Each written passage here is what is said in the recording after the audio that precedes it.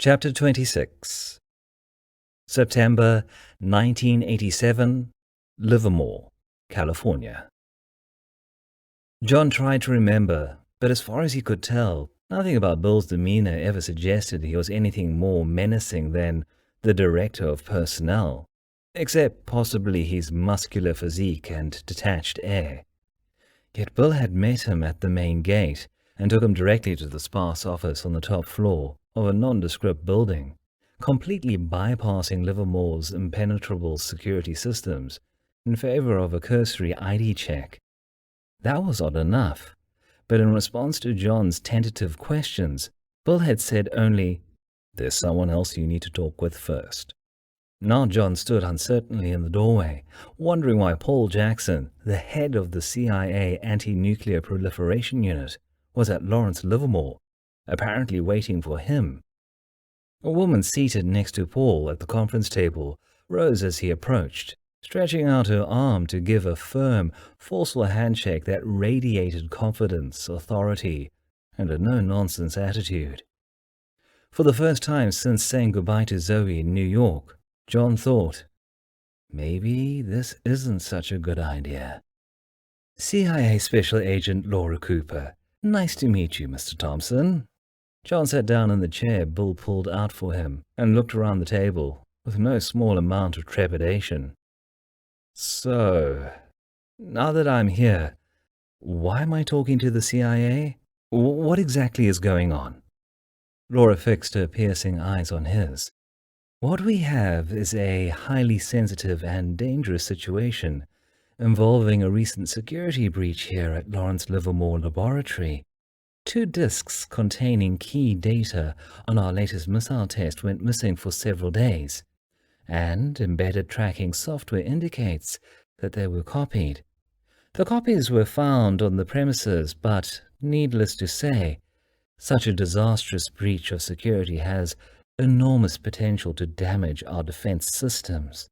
She opened the manila folder in front of her, taking out several photos and pushing them across the table toward John. We have reason to believe that the breach involves the Chinese delegation that visited here a little over 2 weeks ago. Jimmy Lin, one of the scientists here who is of Chinese heritage, worked closely with the delegation. Too closely, we believe. The biggest lapse was allowing unsupervised interaction between the visiting Chinese and Lin. Considering his prior engagement in suspicious activity, she glowered at Bill, which is still under investigation. Gesturing at the photos, she continued without pause. From our sources, we have determined that at least one spy, if not more, was part of that delegation. The Chinese woman, Zhu Yiming, is one of our primary suspects. Her eyes narrowed as she paused, watching John's reaction. John shifted his eyes from the photos back to her impassive face, his fists clenched in his lap, but he remained silent. Try to deny it. Why don't you? She asked, her tone edged with contempt. You clearly still hope that you and Zoe will get back together again. Oh yes, we know about your relationship with her. But what you need to accept is that after decades of communist brainwashing, she is quite likely a completely different person now. Leaning forward and placing her hands on the table, she continued, as a nuclear scientist, one who played a leading role in the birth of China's first nuclear bomb, why was Zhu Yiming part of a delegation on nuclear safety? John was too dumbfounded to answer. Then a photo from 20 years earlier flashed in his mind. Staring at the grainy newspaper image, he'd had exactly the same suspicions, exactly the same questions. Laura leaned back in her chair and looked at John with an appraising eye. I've been told you fulfilled a useful function in Pakistan.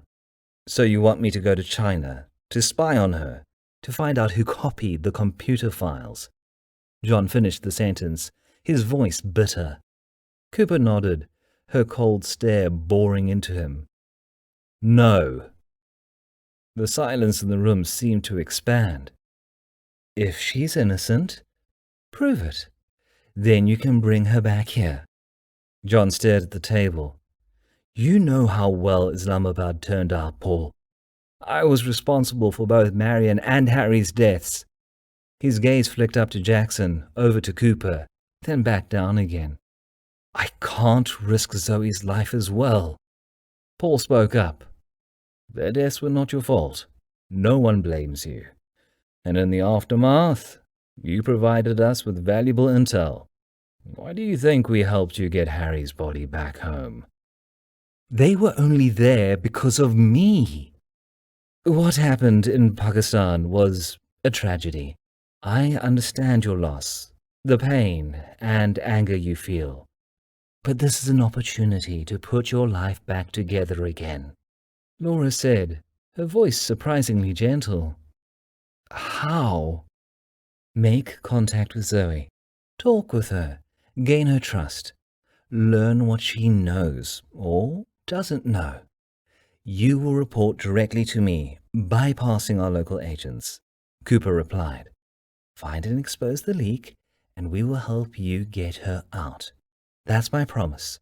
You can start over, John. The implications burned through his brain. Spying in communist China, tracing and retrieving top U.S. defense secrets, the chance to reunite with Zoe, for real this time. But doubts crowded in as well. She was so afraid of the communists, even when she was here on U.S. soil. Why would she be willing to reconnect with me in China? What if I'm found out? What if she really is the spy? I need your signature to confirm your interest and acceptance of the risk, said Cooper, pulling a document out of the folder and dropping a pen on the table. She raised an eyebrow. Preferably today. Although we will allow you 24 hours to review the document if necessary.